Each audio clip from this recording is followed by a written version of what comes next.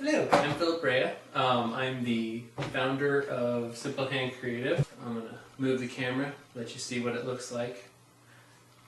So you have rule cards and building cards. There are three types of terrains. There are farms.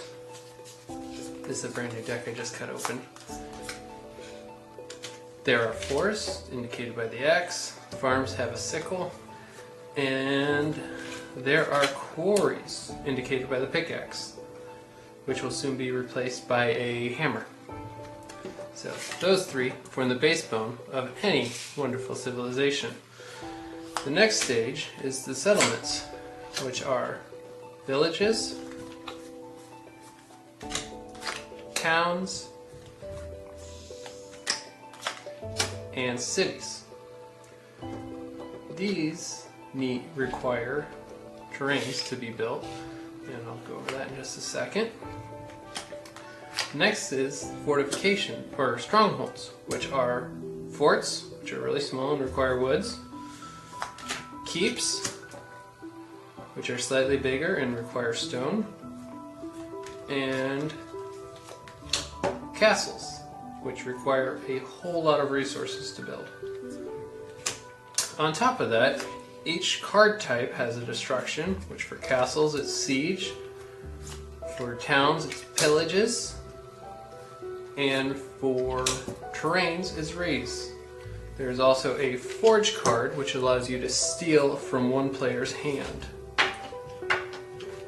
So that is how those all work, or that's all the card types there are. Now the way these work together is, if you were going, you can play any terrain card because they have no building requirements. If you wanted to build a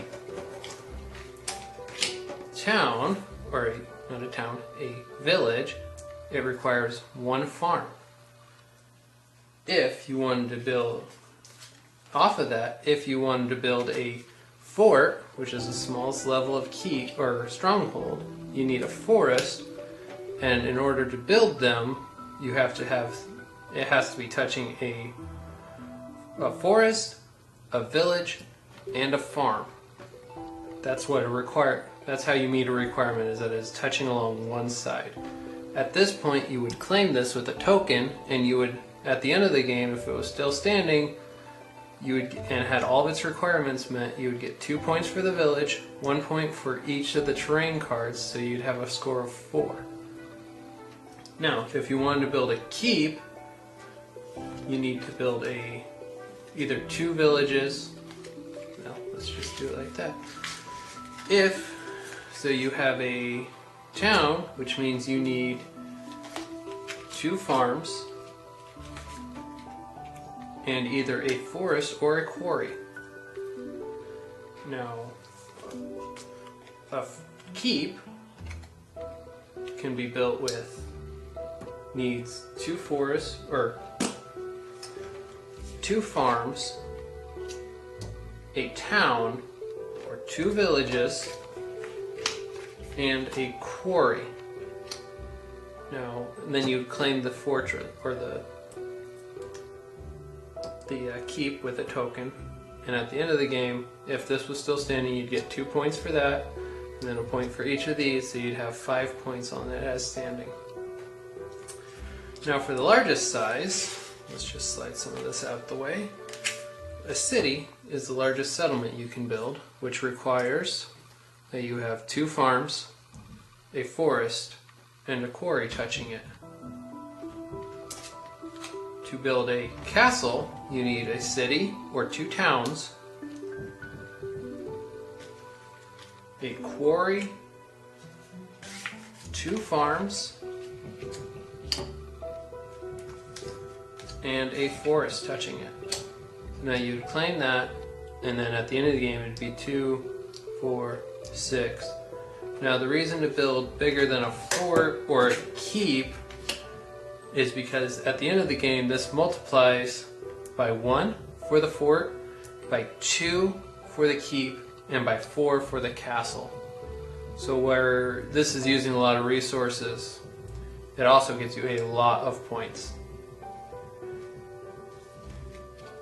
So that is how you play, and if you use a raise card, you just put it down just like that. Pillage goes just down on top of it, and siege goes on top of the castle. That's how you do that, and then on your turn you can't build there, but the next person's turn, or your then next turn, somebody could place something on top of that. So that is how the game works. For the rest of this video, you could stop watching now unless you want to watch a fast-forwarded version of the game being played with wonderful elevator music in the background. So long.